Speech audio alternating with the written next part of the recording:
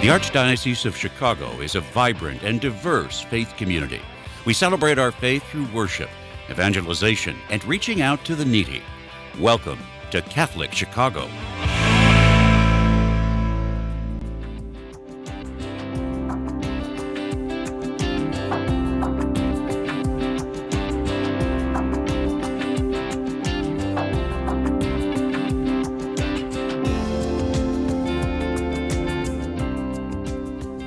Welcome to Catholic Chicago. I'm Father Greg Sakowitz, the rector of Auditorium Cathedral here in Chicago. You see to my left my dear friend Mark Teresi, who is the coordinator along with Claire and John of the 170th anniversary of the Cathedral. And 175 will give way to 150th in November. So good morning, Mark. Good morning. We're already looking at the 150th as we're finishing up the 170th. I just want to invite everyone in June, come down to Holy Name Cathedral and see a beautiful mosaic that is going to be in our courtyard. 120 parishioners have worked on it, and it's about we are a pilgrim people, and it's our journey toward heaven. It's amazing that we are in the throes of our 175th.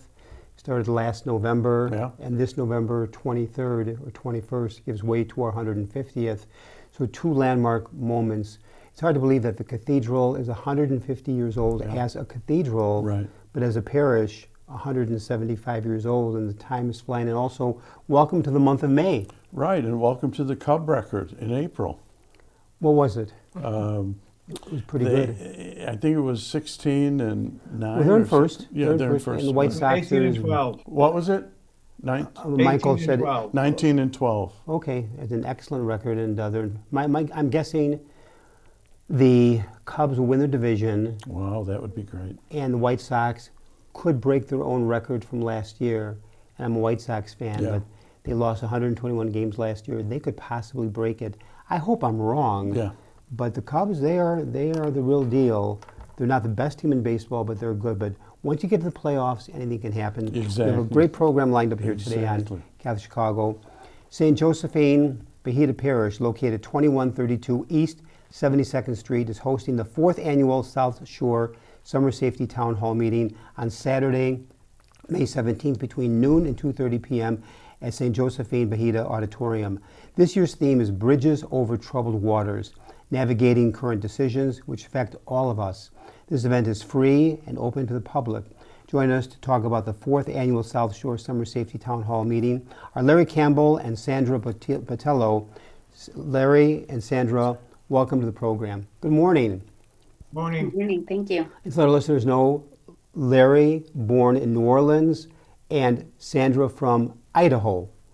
They've moved around different places. And so maybe first of all, for Larry and Sandra, tell us the history of this event. It's the 4th annual, and so being the 4th year, who created it year one, how and why? So about 4 years ago, one of the members from our parish came to me and said, hey, what are you guys doing as a social justice committee to help the community with the violence that happens in the summer? And we were new to the group. We were barely starting, and I was like, I don't think we're doing anything. And she's like, well, I think you guys should.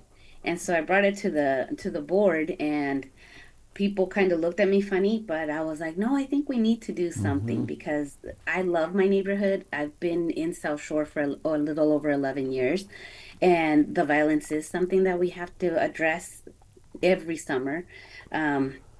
So we thought that the best way to do it is how, as a community, can we better help our politicians and our police department and all the other organizations come together to be able to address this, and especially give families more support and resources on how they can also chip in on reducing the violence. And it just started flowing. Things just came together the first year. We had a very short time to plan it. The second year just got a little better. And this year, I think is going to be probably one of the better ones. It just keeps growing. We keep getting more and more people as participants and also as audience members. So we're very excited. We're very excited to have this one. We do know that there's a lot of things that people are worried about this summer. It is going to be a little different than before, but we hope to have it organized in a way that's going to give people the most information, and also the politicians, the police department, mental health professionals, and not forgetting the spirituality that ties it all together, Now, to be able to come thank together you and do so. something better for the community. Well, thank you so much. And Larry, what priorities occurred last year in this event that really caused you to say, let's do it again? What were people talking about? What were the themes? One of the more interesting things last year, Mark, was we had a group of Excel young people to come to our event and to basically hear our young people talking about some of the issues that they have, and an interaction with the police department. And we thought that was really, truly outstanding. But as Sandra said, we pivoted slightly because in the past we would talk safety equals crime. And in this year, we made a conscious decision after the inauguration, when many changes were happening in Washington, and after getting many phone calls from various people throughout the South Side of high anxiety, and because of some of the changes and some of the potential benefits that many of us would receive in the past, we may not be receiving in the future.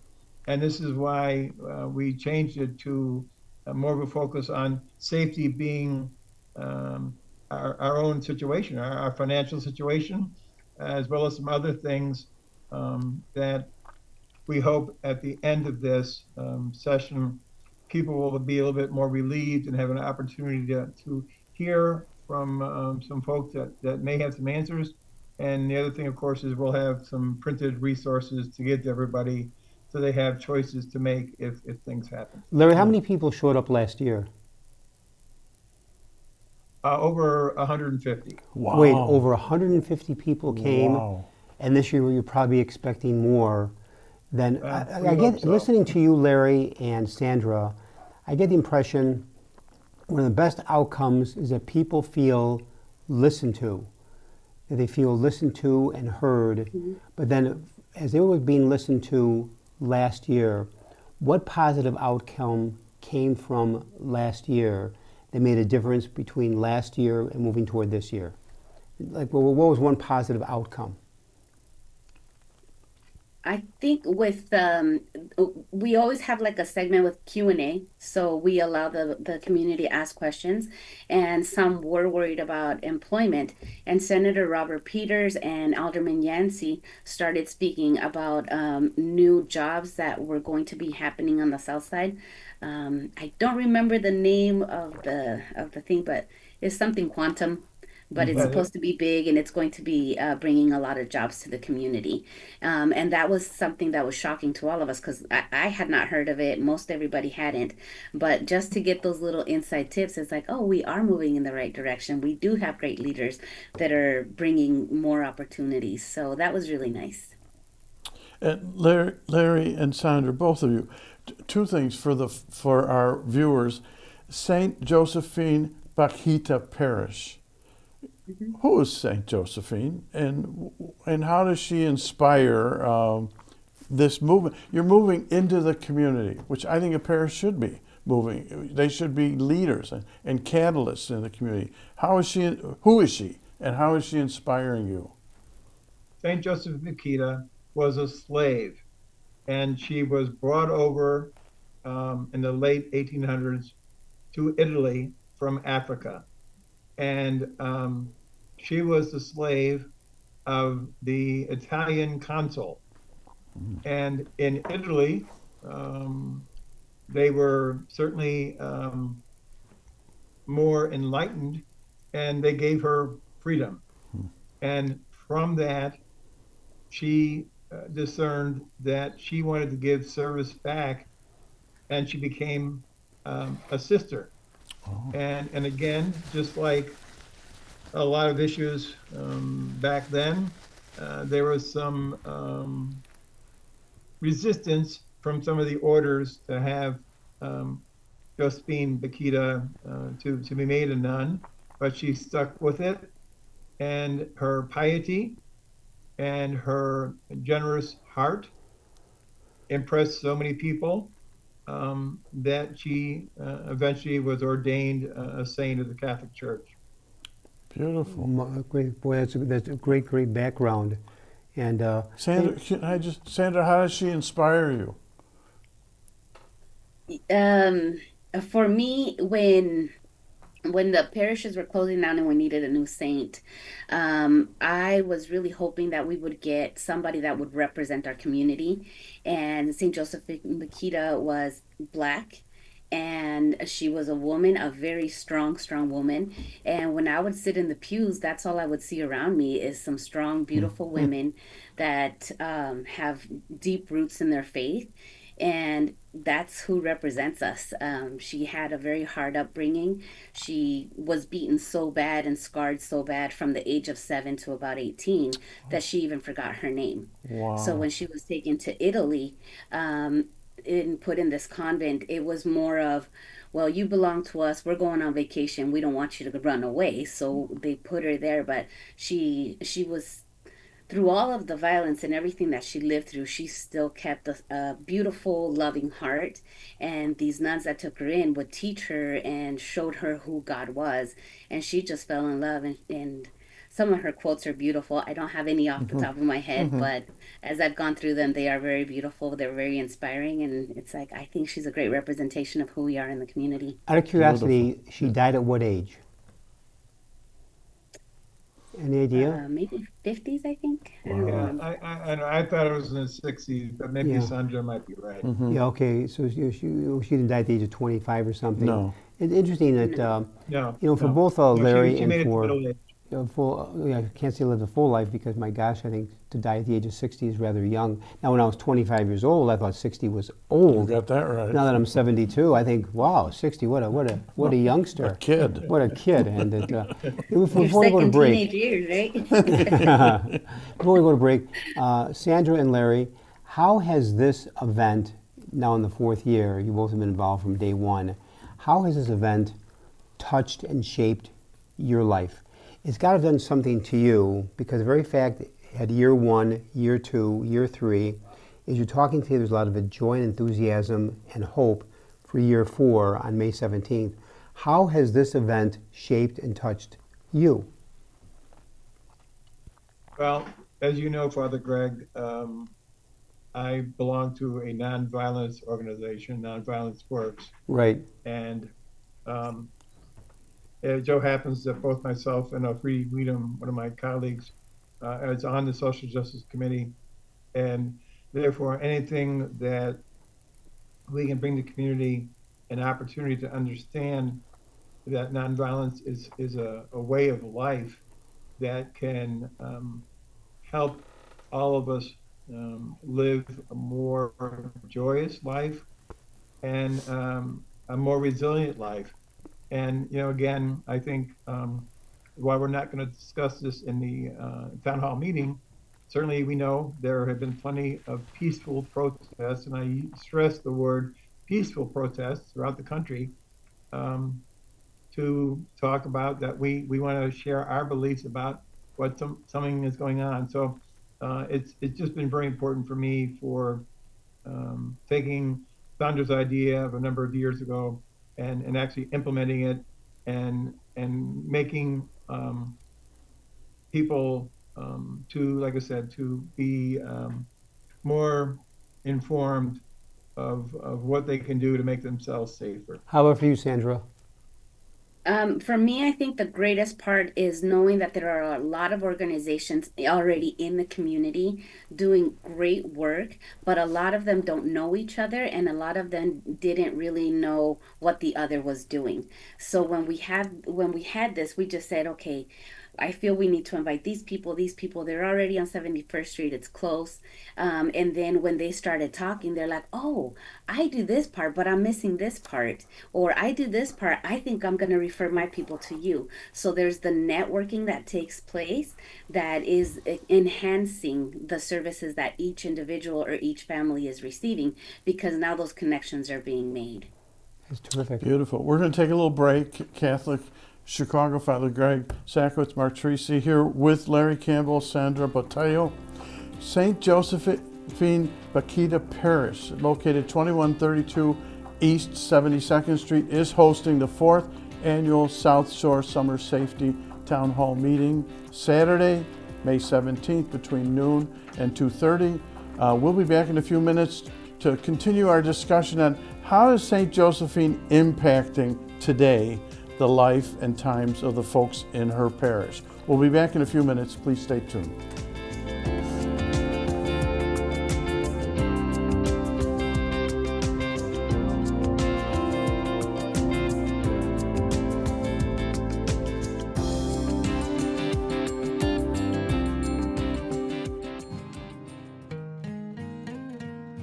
I am a seminarian.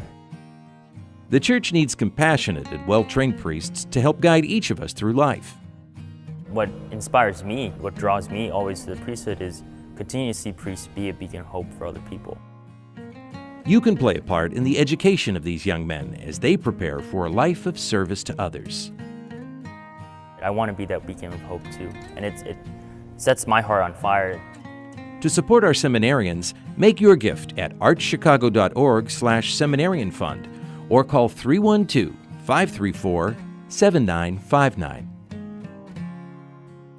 The cemetery ministry is a core ministry of our Catholic faith tied to the corporal works of mercy. It's comforting to know that our Catholic cemeteries are caring for the remains of our loved ones awaiting the resurrection. There are 44 Archdiocese of Chicago Catholic cemeteries willing to help you in your time of loss.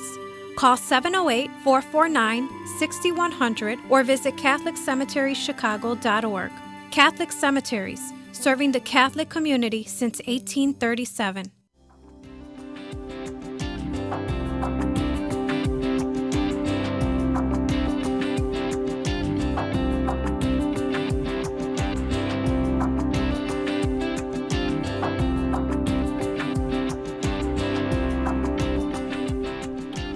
We're back.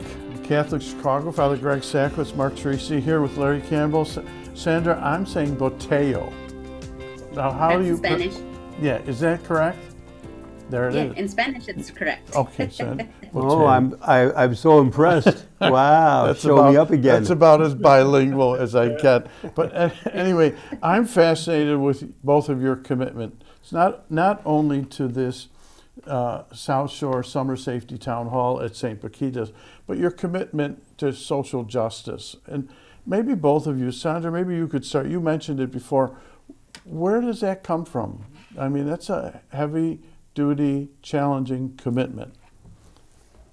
It is. I think for me, it started when I was very, very young.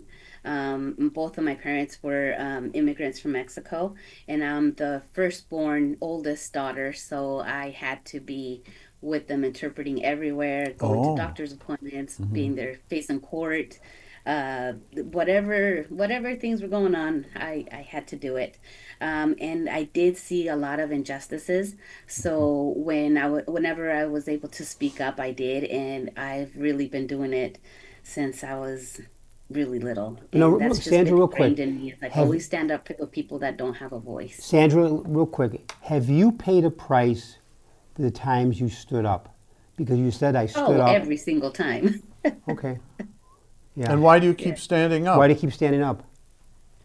Because I feel God's hand is in my life, and if I'm doing his work, everything's going to be fine. It's like, yeah, you suffer, you cry, you bleed, whatever, but God is so good and he's so wonderful. I just love him, and we got to do what we have to do, because if we leave it to other people, then things might not get done. It was very interesting Beautiful. as you have been put down when you have spoken up for peace and justice and spoken up. It's been the hand of God that has been your strength, your hope, your courage. Because just for what you said, it's not been you, it's been God's working through you and His strength through you that has kept you going. Am I correct? Yes, absolutely. And you embody what Francis taught us. There's a joy in your voice and in your face. And there's a smile. Yeah, even as you live through those challenges. That was his message to us. Because it'd be so easy to quit, to join the crowd, to see the violence around you, the lack of justice, and say, I give up, I'm tired of being put down. But you just keep going and going with the help and strength of God. I think for all of us, there's a lesson there, that at times when we quit, we go to God. In our joys, we go to God. In our hard days, we go to God. And I always say this, no matter how many steps we take away from God, it only takes one step to get back to God. And also a beautiful line I've shared so many times is, no one can go back and start a new beginning, but starting today, we can make a new ending with the help and grace of God. It's beautiful. Larry, what about you? Well, similar to Sandra, my parents were involved in everything with the church, with Little League, with Boy Scouts, with community, etc. So I grew up in a family of faith, as well as a family of volunteers. And I pretty much, really since I've been in college, had some volunteer opportunities with the church. And God has blessed me with many things. And God expects all of us to give back. And when what all of us do to try to help folks that really need help, we're doing what God wants us. We feed the hungry, we clothe the naked, we visit people in prison or in hospitals. And as a result, it's similar to what you said about Sandra. I really feel it's in my DNA. This is part of what I am, part of what God wants me to do, and I try to do the best I can. And unlike Sandra, I really haven't had a lot of opposition to some of the things I said, but that's partly because of some of the positions I held allowed me to speak as a leader, and sometimes people listen to leaders, sometimes unfortunately more than they listen to everybody. Yeah, you're interesting. Larry, you said something that really triggered within me this. When I was a senior in high school, early my senior year, I read a quote that was an absolute game changer in my life. And I actually then turned down a scholarship to Northwestern University to go then to Niles College Seminary to enter the seminary to be a priest. And the line I read was this: our being here on earth is God's gift to us. What we do with our life is our gift back to God. And that struck me as a high school senior early in September of my senior year. Our being here on earth is God's gift to us. What we do with our life is our gift back to God. And that has stayed with me all these years and made a profound difference. Yeah, it's overwhelming when you realize, again, Pope Francis's message, we're all born out of love, and that our job is to give it back. And not only somehow. to talk about it, but to be not only people who talk, but to walk the talk in action. And any closing thoughts, Larry or Sandra, that with the event happening on May 17th in the parish, what do you hope is the outcome for this year? I think the most important thing is for people, I mean, face it, we're going to really talk about spirituality. I mean, it's great to have resources and it's great to have information, but we've talked for the last couple of minutes about faith and our trust in Jesus, and we have to make sure people understand that this is the time we really all need to pray, not only for ourselves, but for other people too that we know, and that I'm hoping at the end of this 2.5 hours, people can go home and maybe sleep a little bit better than some of them have been sleeping because they're so worried about all the things that have already happened or potentially could happen. Sandra, Sandra, why don't you give people, before we close, give people your pitch. Why should people come? Where it is? Are there refreshments? Is there food? Yes. Yes, there's definitely going to be refreshments at the end. Last year I made tostadas and I had guys coming back for seconds, so they were actually good. I'm not going to do that this year. It was a lot of work, but I think mainly is to put people at ease, to also prepare them with resources, and also just thinking, God doesn't give us anything we can't carry. And even though things are going to be difficult, even though things may seem very, very complicated and hard, we're going to get through that. And we want to give people as much hope and resources that we can to be able to just enjoy the summer, and keep praying. I tell my group is like, whether you like or hate Trump, just pray for him, because the Holy Spirit works in mysterious ways and we don't know what he can do. All we can do is pray for him and his administration and all the other leaders that are in charge, because we have to. With our Pope being gone now, we also need to be praying for our church leaders as well. Yes. So some of the members some of the people that come to this are not Catholic, they're not religious at all, but it is a way for them to kind of dip their toe in the water, per se, with the spirituality and the faith that we offer. Well, I think on that note, we can bring the program to a close. And again, mark your calendars on Saturday, May 17th, between noon and 2:30 p.m. And it's St. Josephine Bakhita Parish, located 2132 East 72nd Street, is hosting the 4th annual South Shore Summer Safety Town Hall meeting. The event is free. There's plenty of parking, I would assume. And on the 17th of May, I want to thank in a very special way both Larry Campbell and Sandra Botello. I think I got it right, Botello. thanks to That was Mark. beautiful. And so you've been, Sandra and Larry, you've been two marvelous guests. You've been a shot of hope for all of us regarding social justice. Don't quit. You'll be able to trust in God. So Larry and Sandra, thank you very much for joining us today on Catholic Chicago. I want to thank also in a very special way co-host Mark Teresi, who's a joy always to be with, and we team up so well. This was wonderfully inspiring. It was. It was very inspiring. The hand of God inspires in different ways. So Mark, thank you. Also special thanks to our producer, engineer who did it by himself today, Michael May, who does everything today. He's juggling all these balls in the air so well. I'm Father Greg Sackus. Our listeners, may God bless all of you. A very blessed month of May. Continued Easter season blessings. Amen.